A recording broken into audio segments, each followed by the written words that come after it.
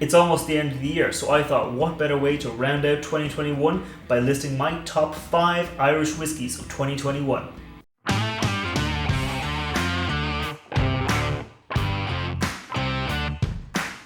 Welcome back to the channel. My name is Matt, I'm a whiskey nerd, and like I said, this week I'm just going to give you a quick rundown of my top 5 Irish whiskies of 2021. This year has actually been a very good year for Irish whiskey because a couple of new distilleries have released some very interesting products and some have also released their first ever product. I decided to focus on Irish whiskey because I think Irish whiskey is undergoing a bit of a renaissance at the moment. It's at a good turning point and I just want to highlight all the great things that you can get in Irish whiskey. So I'm going to have a bit of a sip on my favourite Irish whiskey of the year, but first I'm going to get something very interesting. The Good, the Bad and The Smoky from the Whistler is a very interesting whiskey. It's not a peated whiskey, it's a smoky whiskey though. So what the Whistler have done, this is the crew over in Boann Distillery, what they've done is they've taken peated whiskey casks and they've used them to age a really nice light Irish single malt whiskey that's given it a really great new flavour. The mix of the light, sugary, sweet notes you get from bourbon aging mixed with the nice, dense, kind of smoky campfire vibe you get from finishing the whiskey in a peated whiskey cask has really made this into a unique drink. It's different, it's highlighting kind of what you can do with experimental whiskies these days, especially in Ireland. Boann themselves are putting out some really interesting spirits. An honourable mention would go out to Boann for their new make spirit, which won the best new make spirit in the world of 2021. So this is going to be really interesting when it comes out, when it's a fully matured whiskey. But right now you can already see what Boann are doing. They're investigating what they can do, they're broadening their horizons, they're experimenting, and I think they're coming out with some really good stuff. Next, we're going to move away from the sourced spirit and into the first ever release by the Connacht Distillery. So this is actually a new enough distillery. They're only open a few years and this is their first whiskey that was distilled and matured by them. It's a very unique spirit. It's only 4 years old, so it doesn't have maybe the depth and complexity of something that's much older, like a 10 or 12 year old, but it has a huge amount of flavour and a huge amount of potential because I think this whiskey is at a very good spot for a 4-year-old whiskey and just highlights what you can do with Irish whiskey. I think this is a great kind of showcase that all the new distilleries that have opened up, it's not just about opening a distillery, it's also about putting out some really, really great whiskies. The guys over in Connacht, they didn't put this out after 3 years, they left it to be 4 years old, so it wasn't just at the minimum age standard, it came out at 4 years. So I think that speaks to what they're planning on doing in future, and I think it's really great to see all these distilleries actually becoming alive. They're no longer just using sourced whiskey, they're actually putting out something and you can taste what they want to put out onto the market. We're going to continue that theme of distilleries putting out the whiskies that they want to see on the market by looking at the 6th and final release from Dingle.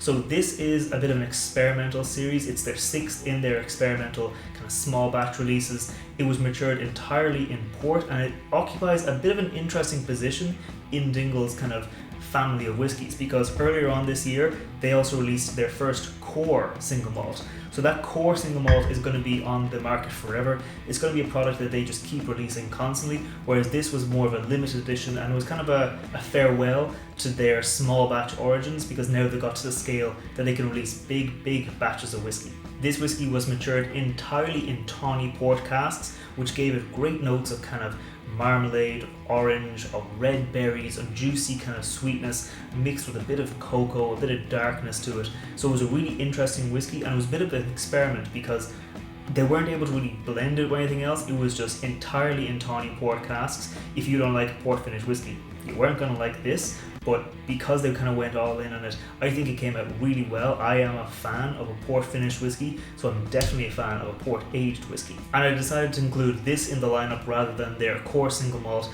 because it is a bit of a farewell to their small batch origins, because now they're in that realm where they can just release a huge amount of product onto the market and they can really showcase what Irish whiskey is all about. So I think as a farewell, it was a great one. Now, just because we're releasing something new doesn't mean we have to forget where we came from. So this is actually a Redbreast 10-year-old cask strength. It's not the standard 12-year-old, it's actually a recreation of one of their old recipes. So they got kind of the old style recipes, the old style mash bills, the old style ways it was produced and aged, and they released this very special edition. I think it was only available in Ireland and they limited it to 2 bottles per person, so it's kind of really was that limited edition, but it spoke about how Redbreast aren't just looking to the future, they're also looking at the history, they're looking at preserving that legacy, that even though we have new producers coming onto the market, that even though we have this new innovation, this new kind of invention that's coming into Irish whiskey, there's some great history in there and it's not one to be forgotten.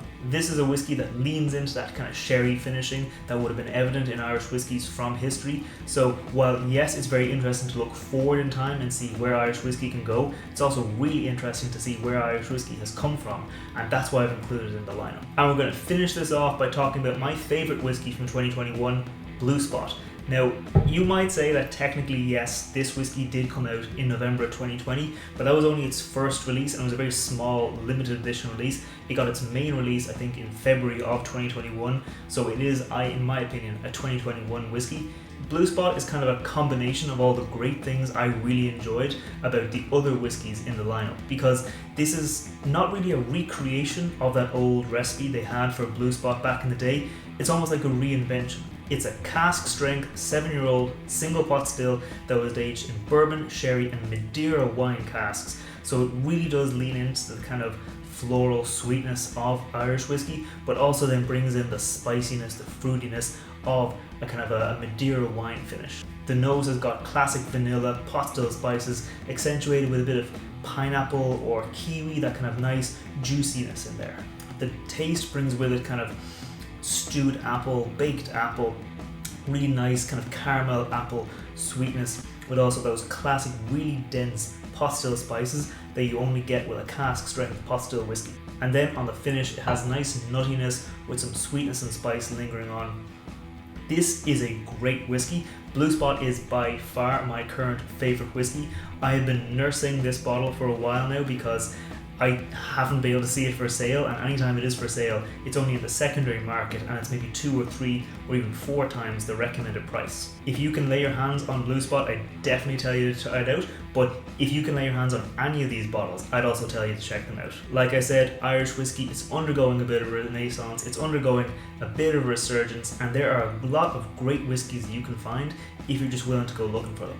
And I think that's where I'll leave this kind of 2021 year in review. It's been a great year for Irish whiskies. There have been some fantastic whiskies released, and it just makes me excited to see what happens in 2022, 2023 and beyond, because the strength of the showing that's been put out by these different distilleries makes me think that they're not here for a short time, they're here for a long time. They're in it for the long run, that we're going to see whiskies released by Dingle, by Connacht, by Boann. We're going to see that from now, we're going to see it way into the future. So I think it's a really great privilege to be able to see where Irish whiskey is at the moment, to be able to see where it's going to go into the future.